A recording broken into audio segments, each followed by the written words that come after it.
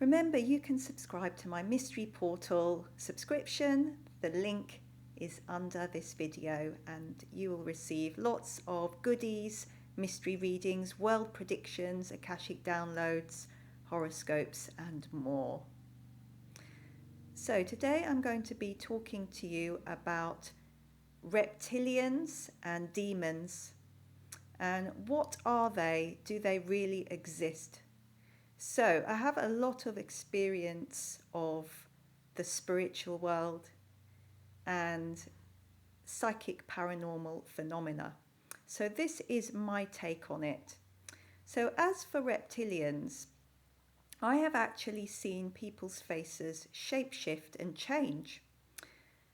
But this isn't necessarily meaning that they are a reptile or that there's a demon that's a reptile there. There could still be a demon there, but the actual reptilian physical traits that some people sometimes see or feel is actually to do with the reptilian brain. So before humans were on the earth plane, there were dinosaurs.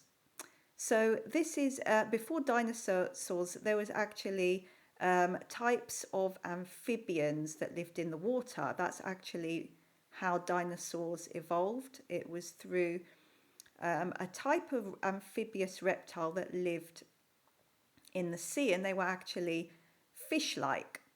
So this is where the reptilian brain started, and it then evolved into different species, reptiles, dinosaurs, birds, and then of course humans came along, but they still carried this reptilian brain. We all have one. It's actually the small brain, which is the cerebellum, and it's about our fight or flight instinct, this part of our brain. So it's not about feeling empathy or emotions. It's about that fight or flight that you see in certain reptiles.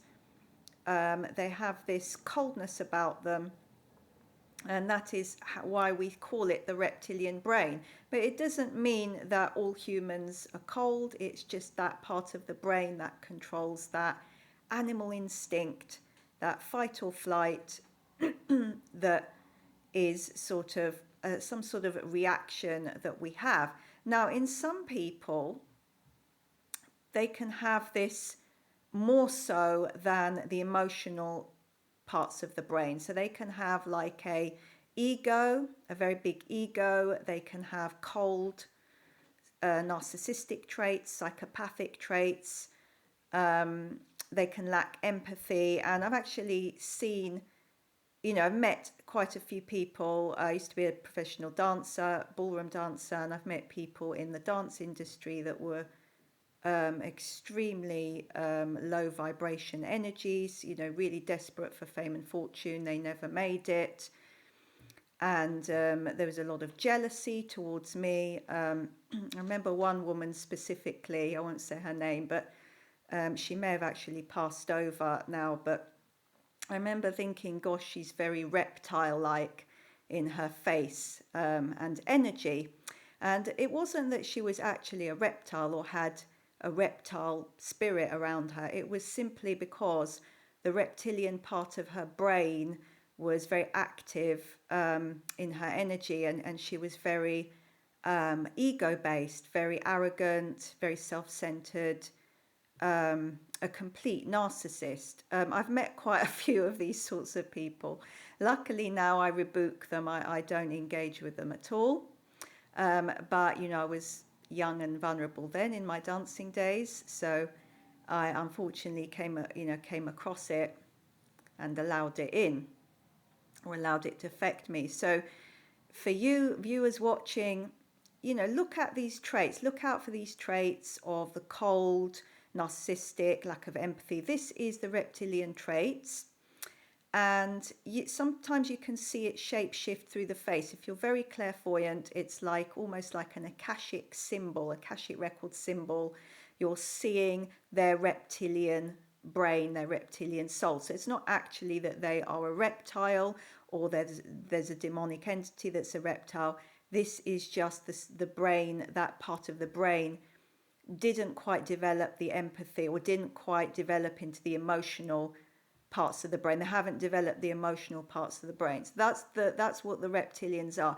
There are a lot of theories that say that demons are reptiles. Now, demons exist. I call them dark, lower vibrational entities. They're not necessarily reptilian, to my knowledge. I've seen quite a few in my life. I don't see them now, but I've had incidences again when I was in my 20s. I was still developing psychically, and I'd had a psychic attack.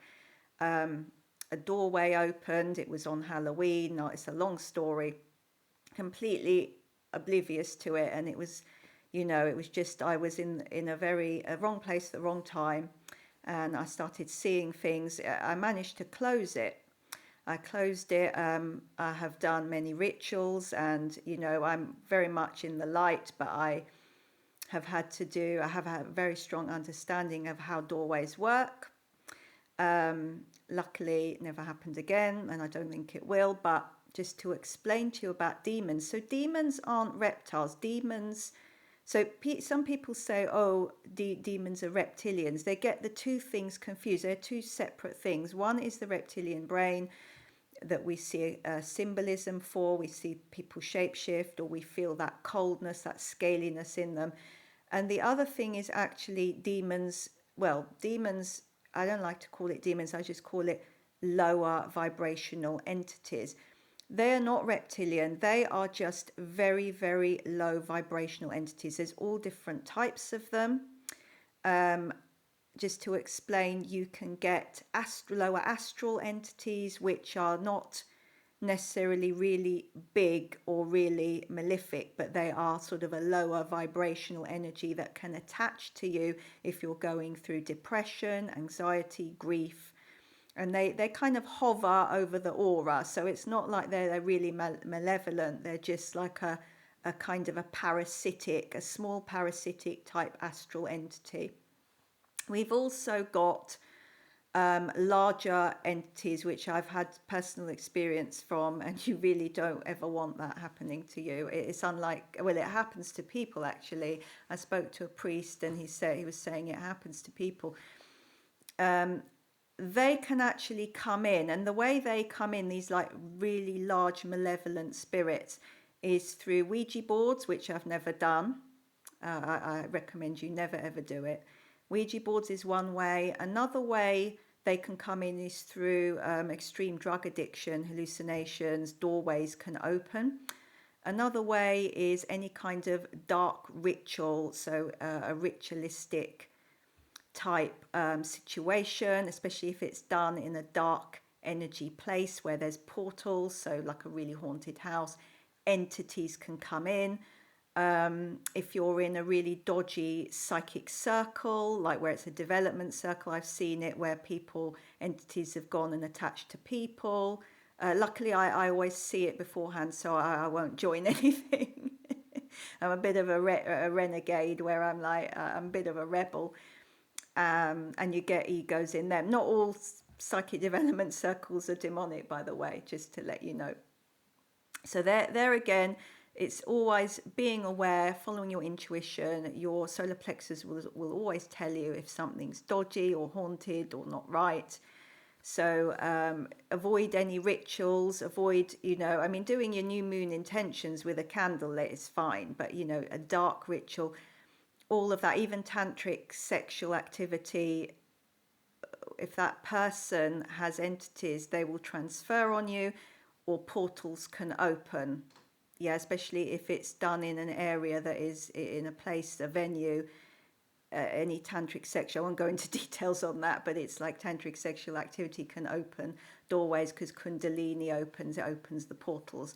So you want to be keeping everything closed, basically. Closing down, if you're doing readings, closing down. If you're doing a meditation, just imagine everything closing down, zipping up, closing your third eye, keeping protected at all times. The other way entities can come around us is through negative people. So people that are very draining, people that are very narcissistic, people that have severe drug addictions, alcohol addiction.